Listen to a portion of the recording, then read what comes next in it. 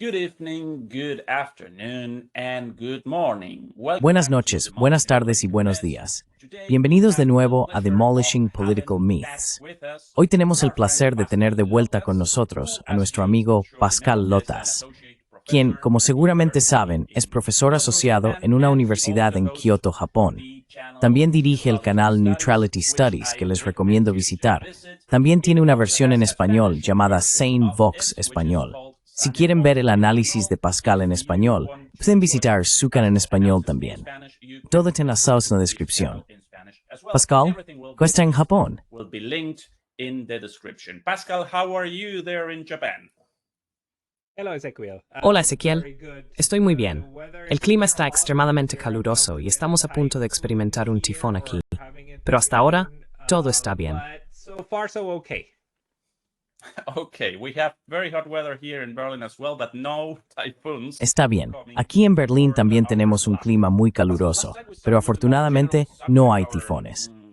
Pascal, la última vez comenzamos con una visión general de nuestra discusión y luego entramos en detalles. Esta vez me gustaría hacer lo contrario y comenzar con temas específicos. Con eso, me refiero a discutir la situación en la guerra de Ucrania, particularmente la contraofensiva de Kursk y las batallas alrededor de Pokrovsk. El escenario militar allí está cambiando mucho. Centrémonos primero en Kursk. ¿Cómo interpretas esta contraofensiva? ¿Fue un acto de genialidad o locura? ¿Cómo lo ves?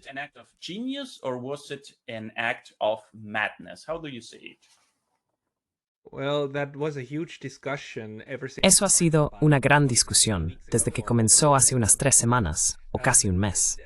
Inicialmente, parecía una locura porque parecía algo que los rusos no esperaban. Luego, surgió una discusión, especialmente en las redes sociales, cuestionando si podría haber sido una trampa rusa. Algunos especularon que los rusos querían que los ucranianos hicieran eso, y mantuvieron sus defensas deliberadamente débiles para atar a los ucranianos dentro de su territorio. Sin embargo, para mí es poco probable. Sería extraño porque Vladimir Putin y toda la narrativa rusa en los últimos años se han centrado en crear seguridad para su propio pueblo. Years has been trying to create security for their own people.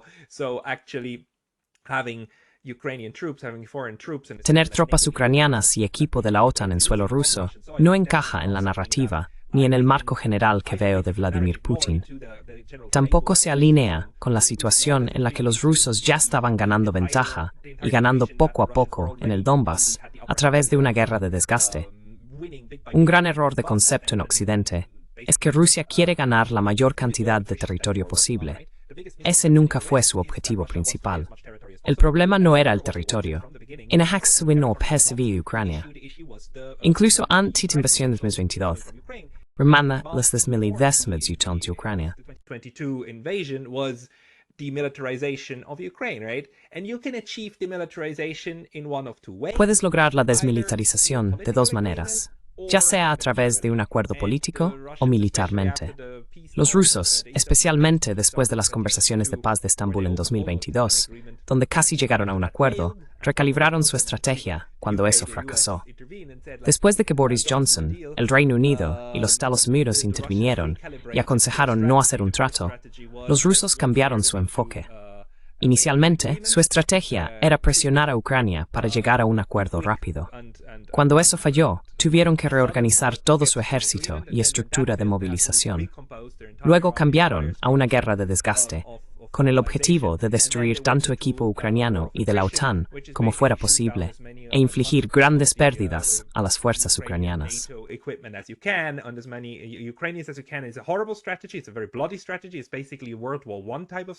Es una estrategia horrible.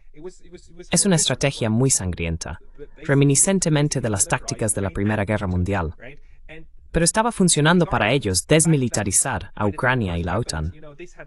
Para cuando ocurrió la batalla de Kursk, los rusos ya habían avanzado significativamente, tomando pequeños asentamientos y acercándose al Dnieper. La idea de atraer a los ucranianos a una trampa dentro de Rusia me parece inconcebible. Tal vez al final resulte haber sido una trampa, pero no creo que lo fuera. Creo que fue más un acto desesperado por parte del mando militar ucraniano y, en última instancia, del presidente Zelensky, quien tuvo que aprobarlo. Muchos comentaristas, especialmente en YouTube y redes sociales, coinciden en que la idea era tomar la ciudad de Kursk y la planta de energía nuclear para usarla como moneda de cambio con los rusos.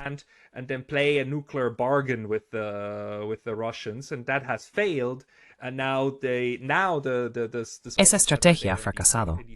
Ahora, los soldados en estos densos bosques están esencialmente atrapados y Ucrania tiene que apoyarlos.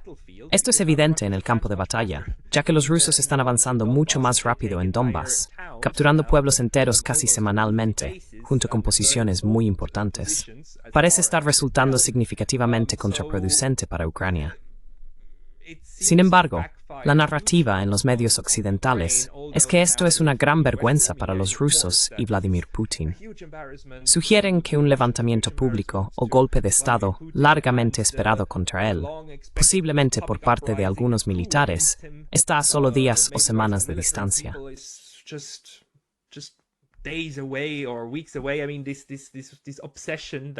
Quiero decir, Occidente tiene una obsesión con el cambio de régimen, de una forma u otra. Pero para mí, parece que esto solo empeora la situación.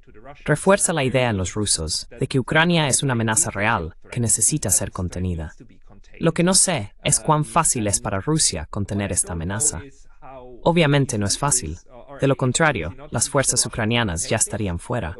Por los discursos políticos que ha estado dando el señor Putin, que también están siendo subidos por el Kremlin, parece que están haciendo una planificación a largo plazo para el invierno sobre cómo lidiar con esta incursión en las regiones afectadas.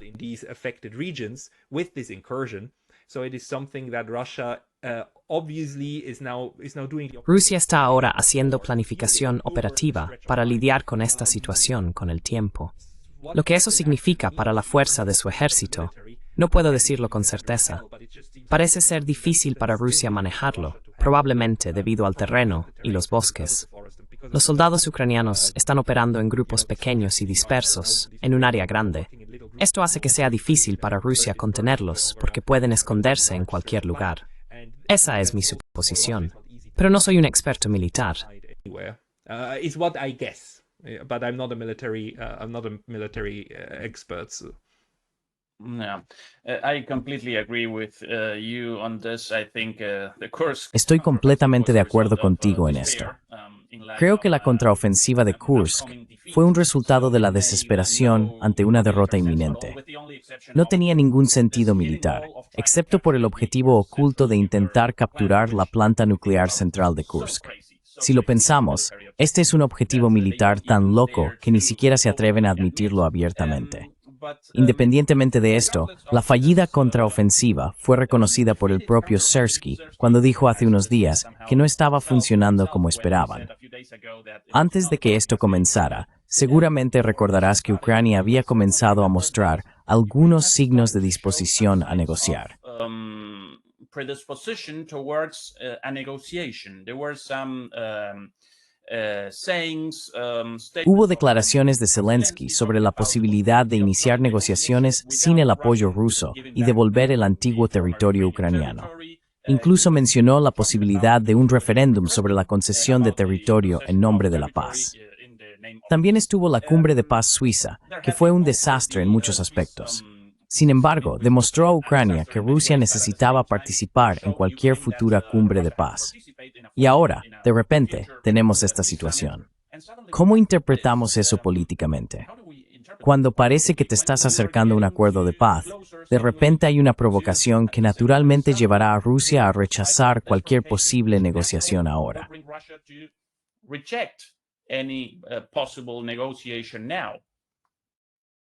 Well, I do think that Kursk was certainly. Bueno, creo que Kursk fue ciertamente más que solo un puente que Ucrania quemó, haciendo imposible alcanzar un acuerdo de paz rápido con Rusia, incluso si los ucranianos finalmente estuvieran dispuestos a hacerlo. Todos en Occidente siguen diciendo que son los rusos quienes no quieren negociar. Pero eso no es cierto. Los rusos han señalado desde el primer día que están dispuestos a negociar. Son los ucranianos quienes tienen un decreto presidencial firmado por el señor Zelensky después de los acuerdos fallidos en Estambul. Este decreto prohíbe al presidente de Ucrania negociar con el presidente de Rusia mientras ese presidente sea Vladimir Putin.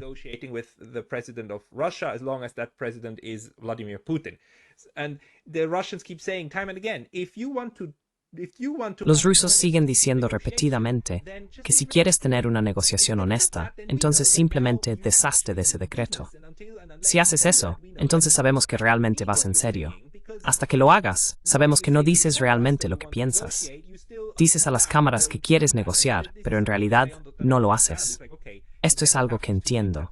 No puedes tener estas dos cosas al mismo tiempo. Lo difícil es discernir qué es pura retórica. Gran parte de esta guerra, tal vez el 80 o 90% de lo que hemos visto en los medios, especialmente en Occidente, pero también en Rusia, es retórica. Está destinada a formar opiniones de apoyo para cada lado respectivo.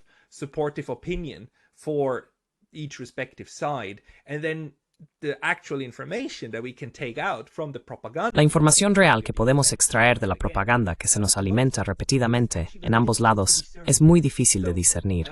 Sin embargo, este decreto es definitivamente un obstáculo.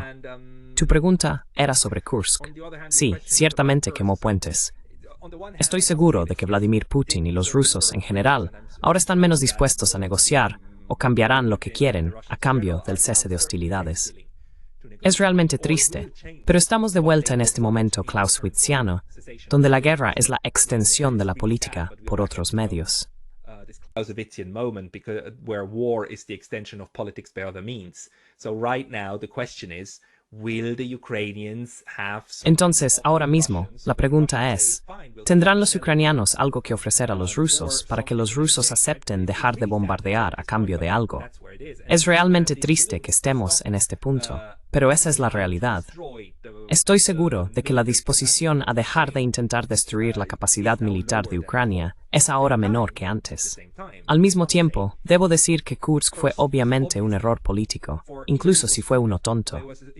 Nunca se pretendió permitir que Ucrania y la OTAN avanzaran hasta Moscú, removieran a Putin del Kremlin o que él tuviera un final como el de Hitler. Or have him shoot himself the way Hitler shot himself, right? That was not the point. Ese no era el punto. Cualquiera que fuera su intención, buscaban algo político, tener una moneda de cambio. En la guerra, cada lado intenta sorprender al otro. En cierto sentido, todo vale en el amor y la guerra.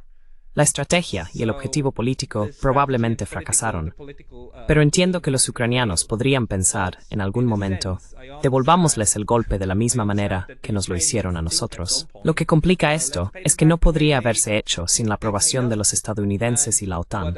Así que no son solo los ucranianos decidiendo contraatacar. La OTAN también acordó entrar en Rusia. Rusia interpretará la participación de la OTAN a un nivel completamente diferente en comparación con solo los ucranianos. Si fueran solo los ucranianos, sería una historia diferente.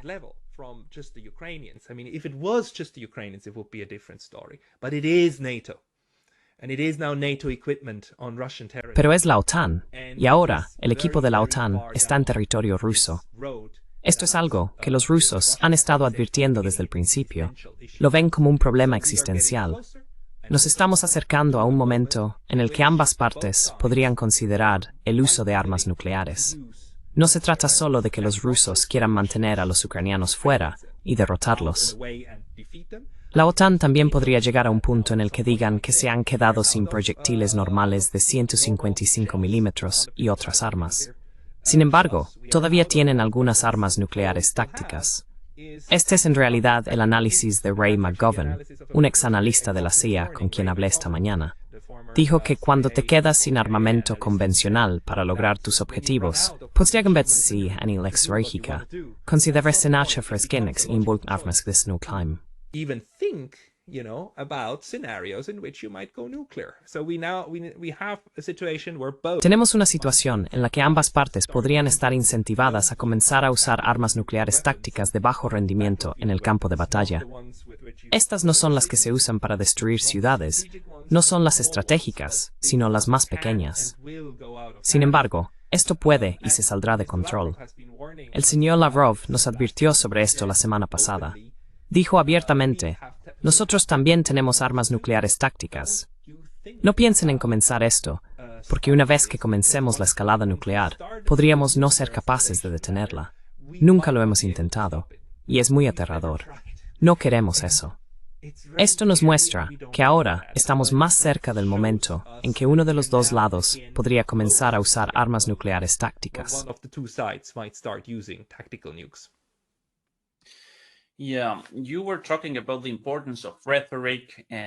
Sí, hablabas sobre la importancia de la retórica y las narrativas en esta guerra.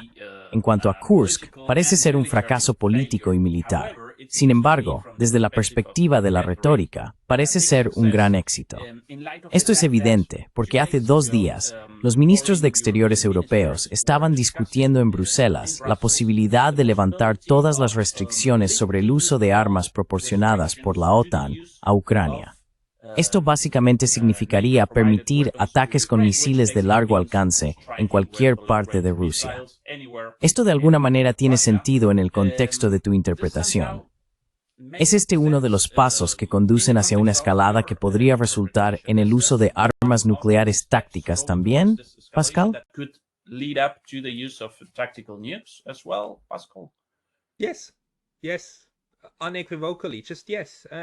Sí, inequívocamente, solo sí. Este juego de escalada es como una espiral. Solo empeora, y la espiral sigue girando. Las personas que están trabajando en ello nos dicen que todo está bien. No te preocupes, está bajo control. Los adultos están en la sala. Afirman saber lo que los rusos pueden hacer. Dicen que pueden ver directamente en la mente de Vladimir Putin, entendiendo exactamente cómo funciona. Creen que si atacamos a los rusos en su tierra natal, el pueblo ruso se rebelará y será derrocado. No sé si estas personas están locas, si creen sus propias mentiras, o si simplemente son insensatas, pero son altamente peligrosas. But these people are highly dangerous, and the problem is that we have enough of these people, probably all three, combined. El problema es que tenemos demasiadas de estas personas, posiblemente de los 3 tipos, en posiciones de responsabilidad. Siguen trabajando en girar esa espiral, acercándonos al abismo nuclear. En el momento en que se usen armas atómicas, gritarán a todo pulmón, se los dijimos, son malvados.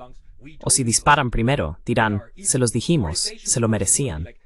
Constantemente fingen que nunca se han equivocado, que lo saben todo y que el camino a seguir está claro.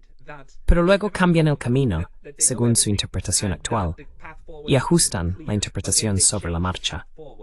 Hemos visto esto varias veces cuando la narrativa tuvo que cambiar.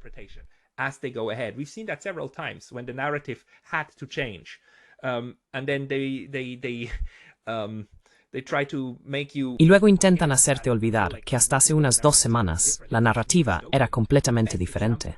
Es realmente distópico. El mejor ejemplo es lo que sucedió con el presidente de los Estados Unidos. Hasta hace 2 meses, Joseph Biden estaba en la portada de todos los periódicos en Occidente. Se le describía como el favorito y la mejor opción. Luego la narrativa cambió. En 3 semanas, él desaparece y Kamala Harris está dentro. Nos dicen que siempre su sucesor probable es portadora de la antorcha. Es absolutamente fascinante. Hacen lo mismo con esta guerra. It's absolutely fascinating, and they do the same with this war. El control de la narrativa no es una conspiración o un pequeño grupo de élites. Son los periódicos y los medios de comunicación en Occidente que comienzan a moverse al unísono. Incluso si se sorprenden durante una semana o dos por algo, al final se alinean con la nueva narrativa, como un banco de peces nadando en una dirección. Esto es extremadamente peligroso, porque las personas que están escalando esta guerra todavía están allí. Solo tenemos a unas pocas personas, como el señor Orbán o los líderes de Eslovaquia, que intentan oponerse a esto. Pero se puede ver cuán rápidamente la ola los supera. Incluso alguien, como el primer ministro de Hungría, no es capaz de contener esta ola de locura. Europa está en su control, al igual que una buena parte de los Estados Unidos. Yeah, we also see this change of narrative in Sí, también vemos este cambio de narrativa en la propuesta de levantar todas las restricciones sobre el uso de armas. Inicialmente se suponía que esta era una guerra defensiva para Ucrania y la OTAN. Ahora estamos viendo ataques en territorio ruso y hay llamados para ataques de largo alcance.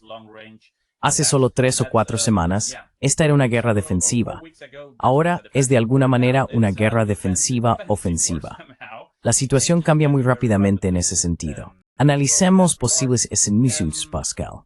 Let's analyze possible future scenarios, Pascal. Let's say that somehow this Ukraine war. Digamos que de alguna manera esta guerra en Ucrania termina sin el uso de armas nucleares, sin una guerra nuclear a gran escala. Esto podría suceder debido a la derrota de Ucrania, o si Trump llega al poder y decide terminar con la OTAN o el apoyo de NUS a Ucrania. Sea cual sea la razón, cuando esto termine, se vuelve cada vez más claro que el problema subyacente, la lucha por las esferas de influencia, o más específicamente, la expansión hacia el este de la OTAN, permanecerá sin resolver. Por lo tanto, probablemente enfrentaremos otras guerras o conflictos en este contexto. Entonces, ¿dónde crees que podrían comenzar futuros conflictos o guerras? ¿Podemos prever algunos posibles escenarios para el futuro? Foresee some of the possible scenarios in the future? Bueno, una vez que esta guerra se calme, la pregunta es si habrá sido solo un conflicto entre Rusia y Ucrania con el apoyo de la OTAN, o si el resto de la OTAN se verá involucrado. ¿Terminará la guerra antes de que se intensifique más? Esto aún podría suceder. La única oportunidad para que Ucrania salga victoriosa podría ser involucrando a la OTAN. Esto podría significar provocar a Rusia hasta el punto de que ataque bases aéreas en Polonia y Rumania, activando el artículo 5 y llevando a una guerra a gran escala. Si llegamos a un acuerdo de paz después de tal escalada, será muy difícil predecir qué sucederá después.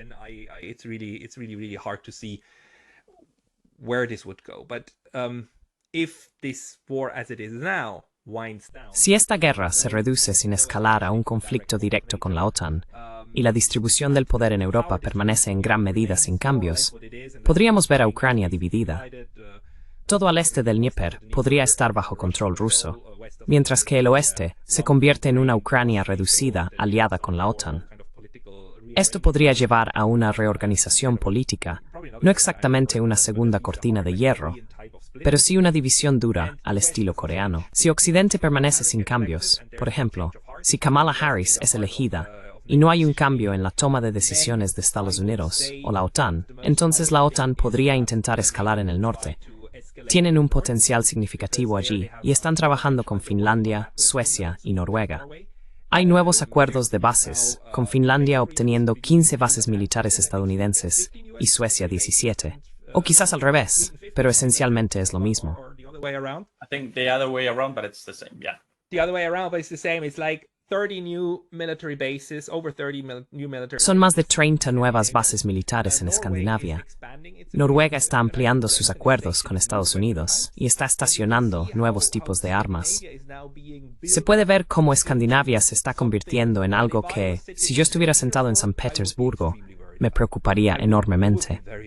Estaría muy preocupado por esto, especialmente considerando que la frontera entre Finlandia y Rusia es mayormente bosque. Es una frontera muy difícil de defender si la gente comienza a cruzarla de repente, similar a cómo los soldados ucranianos pudieron cruzar la frontera con Kursk.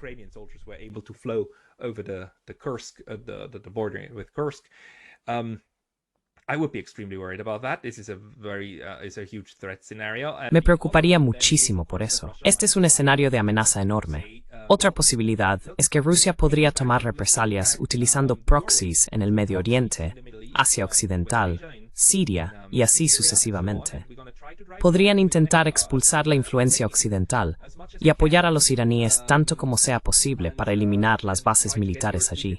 Luego podríamos ver ataques de precisión de ambas superpotencias, apuntando a las vulnerabilidades del otro. Una posible escalada, que espero no ocurra, pero no sería sorprendente, es si empezamos a ver afirmaciones en los periódicos de que Kaliningrado siempre ha sido polaco o alemán. Kaliningrad has actually always been Polish or has always been German, and saying like, okay, if Russia takes the. Y ya sabes, decir algo como que si Rusia toma la parte oriental de Ucrania, entonces la OTAN debería controlar Kaliningrado, que es por supuesto una parte integral de Rusia, pero un enclave. Está rodeado por los estados bálticos y Polonia. Esta es una posición indefendible para los rusos militarmente. Es muy fácil aislarlo y hacer la vida muy difícil para los rusos que viven en Kaliningrado. Espero que eso no suceda, pero podrían ver tales tácticas para dañarse mutuamente lo más posible. Eso sería, por supuesto, horrible para los soldados y civiles involucrados.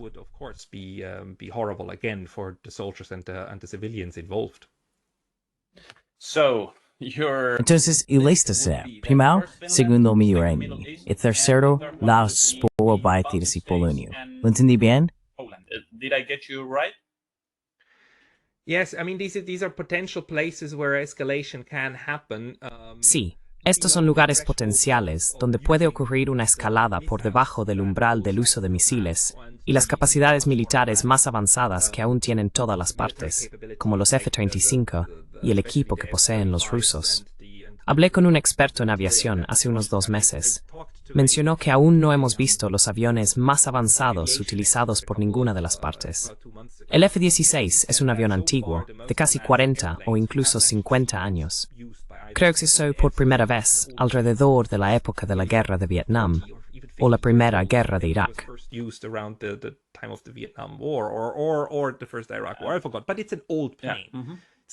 Olvidé los detalles exactos, pero es un avión antiguo. No es nuevo, pero es poderoso.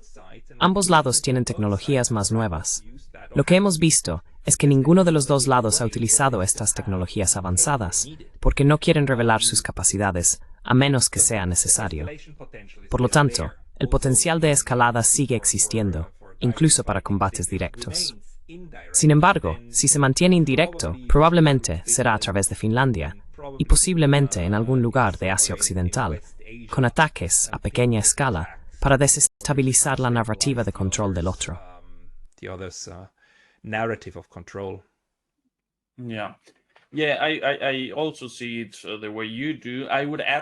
Sí, yo también lo veo como tú. Añadiría el escenario de Moldavia. Creo que podría convertirse rápidamente en un punto de tensión. Rusia podría intentar conectar la tierra que ha tomado de Ucrania con Transnistria en Moldavia. Moldavia no es parte de la Unión Europea y hasta donde recuerdo tampoco es parte de la OTAN. Así que en mi opinión, ese sería el primer escenario posible dentro del marco de todas las opciones que acabas de mencionar. Tienes razón.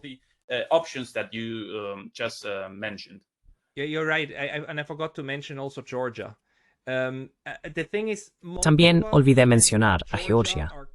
La cuestión es que tanto Moldavia como Georgia están actualmente políticamente estables en el sentido de que están internamente limitadas. No pueden alinearse fácilmente con ningún lado y convertirse en un punto de contención. Moldavia está internamente limitada porque Transnistria asegura que el resto de Moldavia no se mueva inmediatamente hacia la Alianza Euroatlántica. En Georgia, el Partido Sueño Georgiano está en el poder, y hay una especie de entendimiento de que no quieren convertirse en otra Ucrania. Ya han enfrentado una crisis significativa, han perdido 2 provincias y tienen un conflicto en curso. It was bad enough and they took away 2 provinces and we have an ongoing conflict, but the current.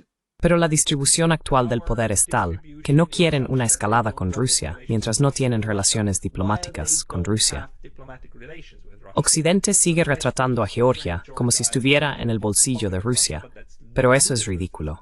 Esas son declaraciones tontas, porque el partido Sueño Georgiano no tiene relaciones diplomáticas con Rusia. Están diciendo, Rusia todavía está ocupando 2 de nuestras provincias. Devuélvanlas. Un colega georgiano en mi canal, Lasha Kasaradze, lo dijo una vez de manera hermosa.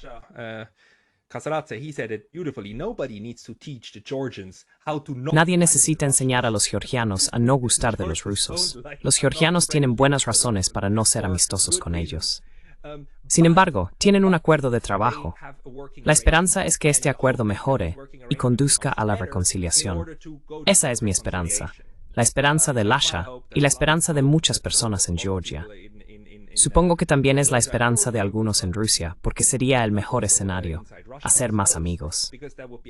Pero la Unión Europea y la OTAN están tratando activamente de evitar que esto suceda, porque preferirían que ya fuera un segundo frente.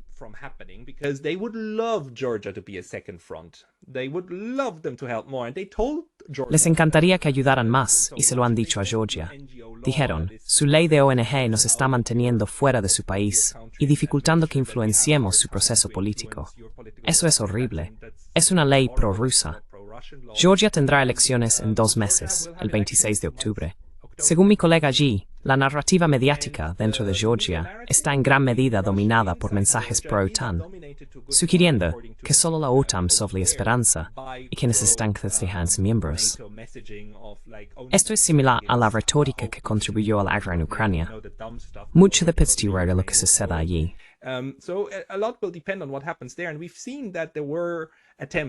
Y hemos visto que hubo intentos, especialmente durante las discusiones de la campaña de la ley de ONG hace 2 o 3 meses, de revoluciones de color. Sin embargo, no pueden ganar mucho impulso, porque el apoyo no está presente en la calle.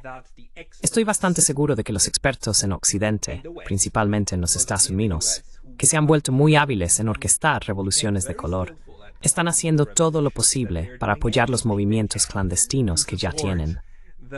La actual presidenta de Georgia es una figura decorativa. Ella no está a cargo, sino que sirve como representante del Estado. En ese sentido, es algo así como la presidenta de Alemania.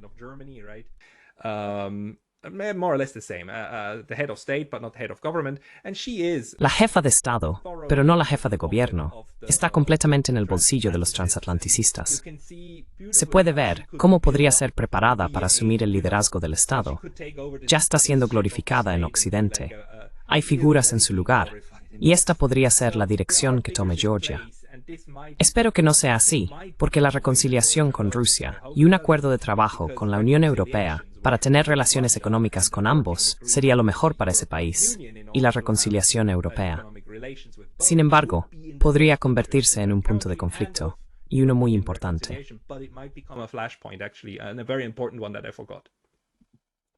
You're talking about Zurabichvili, right? Sí, estás hablando de Salome Zurabichvili, ¿verdad? Esta presidenta franco-georgiana, nacida en Francia, visitó Georgia por primera vez cuando tenía unos 30 años o algo así. Hasta ahora su gobierno y la posición de Georgia, estoy de acuerdo contigo, han sido antirrusos pero no imprudentes.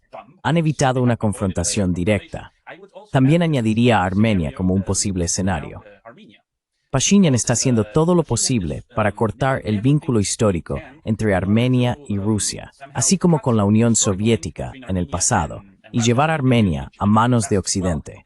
Bringing Armenia into the hands of the West. This would be dangerous as well because in all the scenarios. Esto también sería peligroso, porque en todos estos escenarios, Georgia, Armenia, Moldavia, podríamos tener una guerra similar a la de Ucrania, sin necesidad de una confrontación directa con un país de la OTAN. Creo que estos escenarios podrían ocurrir antes que los que describiste respecto a Finlandia, los países bálticos y Polonia. En cualquier caso, es triste, Pascal, que estemos en una situación con la posibilidad de escalada. Incluso cuando pensamos en el futuro, se está gratime, travie mit thanin thrent, is as if laws. As a grow of thirsting, right? New wars coming. This is really a sad and crazy thing, right?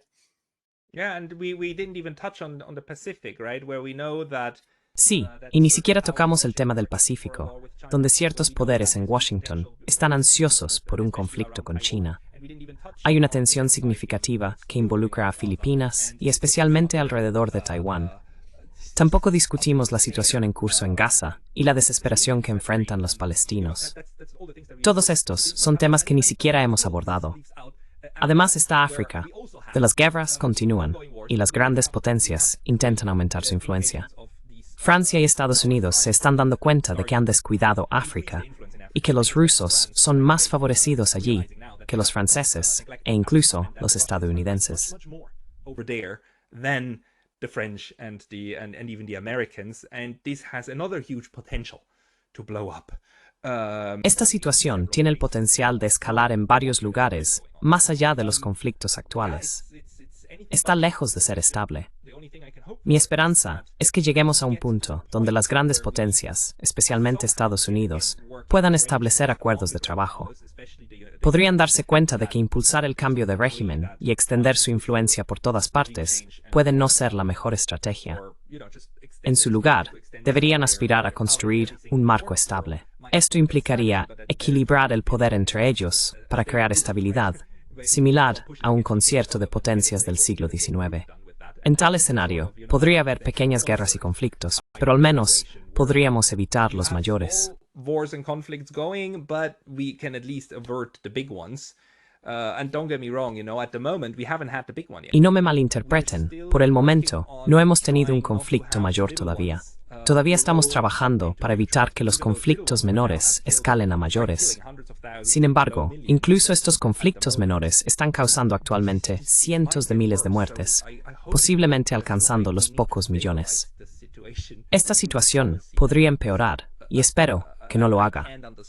Por eso necesitamos estabilizar la situación a través de la diplomacia. No puedo entender por qué nosotros, los europeos, no trabajamos más en esto. Es como si estuviéramos atrapados en una prisión mental donde las narrativas lo son todo.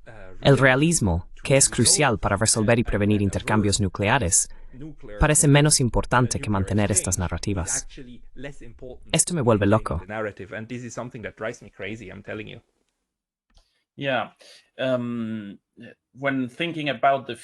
Sí, al pensar en el futuro, la situación en Gaza, o más generalmente, Palestina, es aún más desgarradora. Independientemente de los resultados de las elecciones en Estados Unidos, sabemos que ambos candidatos continuarán apoyando la violencia que estamos presenciando allí. Probablemente sea la única cosa en la que están de acuerdo, este apoyo interminable e ilimitado a las acciones que está cometiendo Israel. En cuanto a Ucrania y China, parece haber algunas diferencias entre los dos candidatos. Hablamos un poco sobre esto en nuestra última discusión, pero algunas cosas han cambiado desde entonces.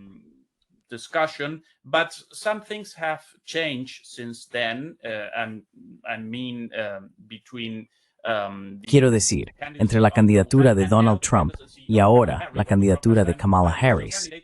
Cuando hablamos la última vez, Biden todavía era candidato y Trump había seleccionado a J.D. Vance como su vicepresidente. Esto sucedió entre nuestra última discusión y ahora. ¿Crees que algo ha cambiado? ¿Crees que Trump ha solidificado su posición respecto a Ucrania si se convierte en presidente? ¿Crees que todavía tiene una buena oportunidad de ser elegido? ¿Crees que escalará el conflicto con China? ¿Qué opinas de Kamala Harris? Por favor, dame una visión general de tu opinión sobre los Estados Unidos ahora, Pascal.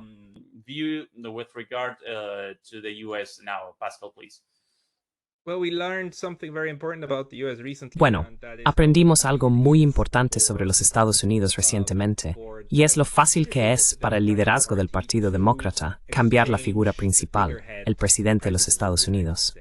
Joe Biden no quería irse. Lo dejó claro varias veces. Sin embargo, fue reemplazado de todos modos. Fue reemplazado por su vicepresidenta, lo cual es una elección directa.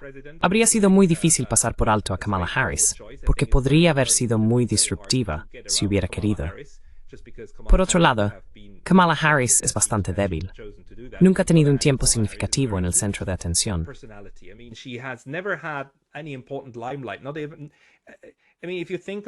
Si piensas en las personas que en los últimos 3 años y medio estuvieron constantemente en el centro de atención, ciertamente fue Joe Biden. Luego estaba su secretario de Estado, Anthony Blinken, e incluso su asesor de seguridad nacional, Jake Sullivan, quienes obtuvieron mucha más exposición en términos de política internacional que Kamala Harris. Desde afuera, parece que Kamala Harris no tiene el mismo nivel de visibilidad. Tal vez sea diferente dentro de los Estados Unidos, pero Kamala Harris nunca ha sido una política fuerte y bien visible, incluso en asuntos internos. Esto es extraño. Recientemente dio su primera entrevista real de noticias y llevó a su elección vicepresidencial.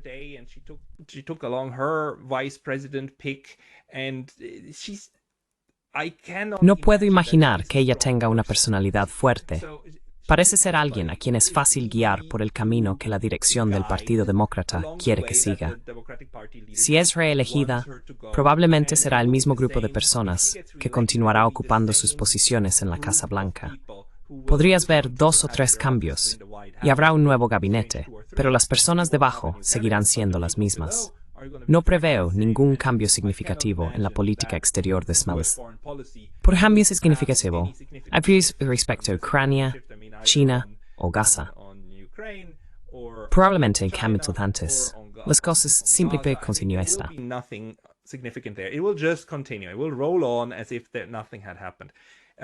Continuará como si nada hubiera pasado. Si Donald Trump es elegido, entonces creo que es una historia diferente. La gran pregunta es, ¿a quién elegiría como su vicepresidente? La última vez que fue elegido tenía objetivos similares, pero luego eligió a Mike Pompeo como su secretario de Estado. Mike Pompeo es uno de los peores neoconservadores que te puedas imaginar, ¿verdad?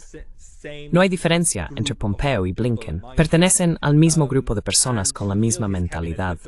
Llenó su gabinete con las peores criaturas del pantano, incluyendo a John Bolton. Realmente, las personas más beligerantes que Washington tiene para ofrecer.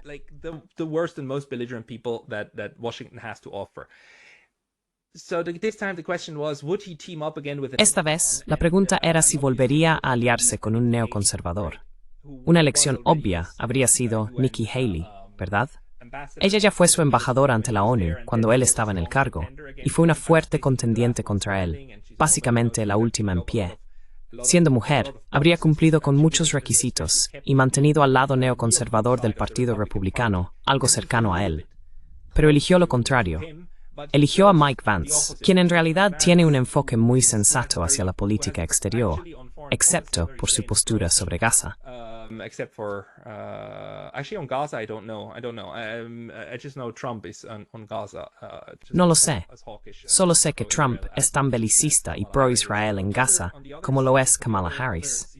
Sin embargo, en otros escenarios, parece que este equipo está más dispuesto a tener un arreglo de trabajo, aunque no amistoso, con los rusos y los chinos.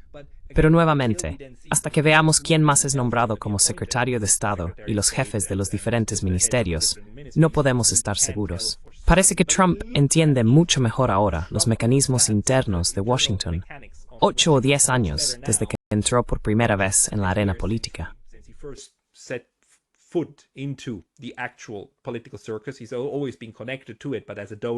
Siempre ha estado conectado como donante y afiliado, pero no como un actor político en sí mismo. Así que me parece que ahora lo entiende mejor. Tal vez sea solo mi esperanza de que si es elegido, la política exterior de Estados Unidos pueda volverse un poco más realista y moderada. Bajo Kamala Harris, es seguro que no lo será. También es muy interesante que hemos visto un cambio completo. Los demócratas solían ser el partido pro-paz, antiguerra de Vietnam y antiguerra en general. Eso ha cambiado completamente. Ahora el partido pro-guerra son los demócratas. Incluso los neoconservadores republicanos han migrado a los demócratas, mientras que los pacifistas demócratas, las personas que me gustan, se han movido a los republicanos. The people I like, they migrated to the Republicans. Most obviously, Tulsi Gabbard. Más obviamente, Tulsi Gabbard. Ella era una demócrata acérrima, ¿verdad? Ahora apoya abiertamente a Donald Trump. Otro es Kennedy, quien apoya oficialmente a Donald Trump, porque ambos creen que probablemente es la única oportunidad para salir de la situación actual, incluso si solían estar en desacuerdo o todavía tienen desacuerdos con Trump. Lo interesante es que reconocen esto. Dicen, no estamos de acuerdo en todo, pero estamos de acuerdo en lo suficiente como para trabajar juntos. Y eso es aceptable para ellos. Para los demócratas, esto es un gran pecado, ¿verdad? No puedes hacer eso. Necesitas suscribirte al 100% a cada palabra que Kamala Harris y el liderazgo demócrata digan.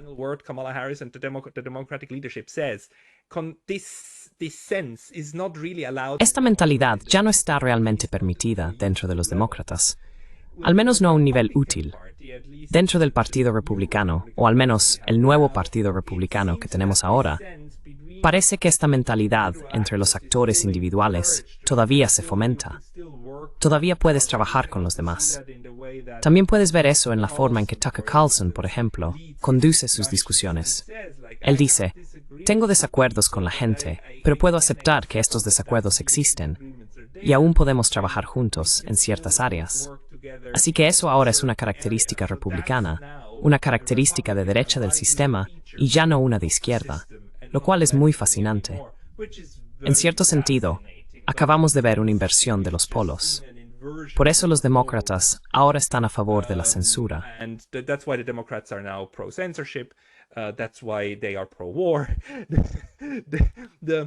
Por eso están a favor de la guerra. La mentalidad bélica ha pasado de los republicanos a los demócratas. Ahora están causando disturbios de la misma manera que los republicanos lo hicieron hace 40 o 45 años. Este cambio está afectando lo que los demócratas solían representar. Estoy bastante seguro de que algunas de las grandes figuras del pasado, como JFK, probablemente no reconocerían su antiguo partido. Eso no quiere decir que JFK fuera perfecto. También era un halcón, aunque Kennedy Jr. intenta retratarlo como un presidente amante de la paz. JFK también tenía sus defectos, pero no en la medida que estamos viendo hoy. Los neoconservadores todavía creen en el control total del mundo, o nada.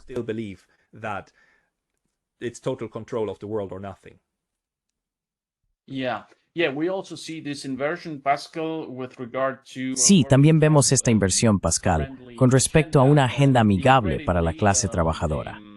Increíblemente, los republicanos ahora se están convirtiendo en un partido conservador popular, mientras que los demócratas se están convirtiendo cada vez más en el partido de Wall Street, Silicon Valley, las grandes farmacéuticas y las grandes corporaciones. Hemos acordado limitar el tiempo de esta discusión alrededor de 1 hora. Así que, como solemos hacer, Pascal, te daré el micrófono para que tengas las últimas palabras y cierres esta muy agradable conversación que hemos tenido.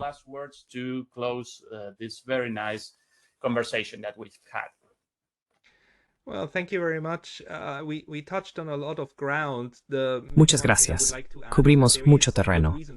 Una cosa que me gustaría añadir es que también hay buenas razones para tener esperanza. No todo es pesimismo. No sabemos a dónde nos llevarán estas fuerzas políticas en los Estados Unidos y Europa, pero también hay contrarreacciones. En Suiza, hay personas trabajando en una iniciativa de neutralidad. En Georgia, hay esfuerzos hacia la reconciliación con Rusia. Víctor Orbán, a pesar de mi fuerte desacuerdo con sus políticas de inmigración, es uno de los últimos grandes estadistas de paz en Europa. Nunca pensé que diría eso, pero si intenta ayudar a evitar una tercera guerra mundial, entonces trabajaré con cualquiera que lo haga.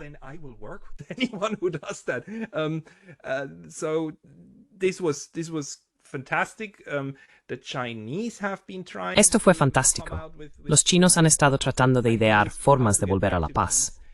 El sudeste asiático está observando de cerca lo que sucede en Europa y han decidido que nunca quieren ser como la UE.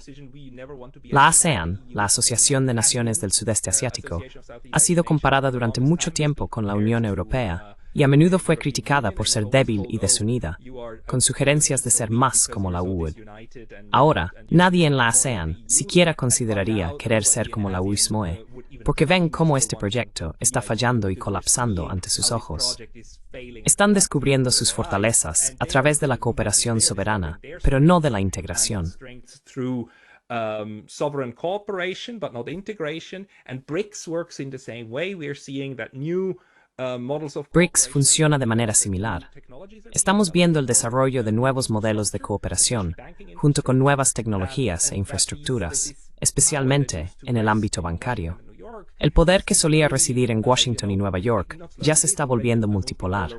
Esto trae nuevos desafíos y, por supuesto, es peligroso. Sin embargo, también ofrece la posibilidad de desarrollar un futuro más estable. Esto podría suceder una vez que cambie la mentalidad, particularmente la europea que proviene de Estados Unidos y la OTAN, que cree que la dominación es el único enfoque efectivo.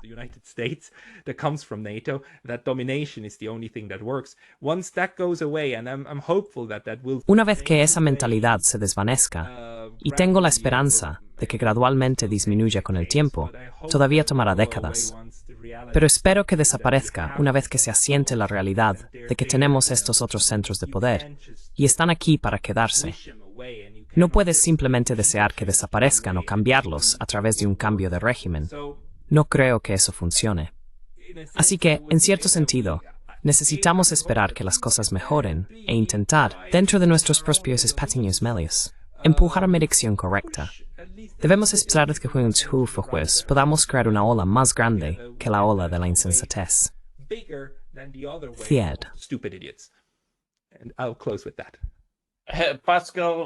Pascal, es genial terminar con una nota más positiva. Muchas gracias de nuevo y espero verte pronto de regreso en nuestro canal. Adiós. Muchas gracias. Bye bye. Thank you very much.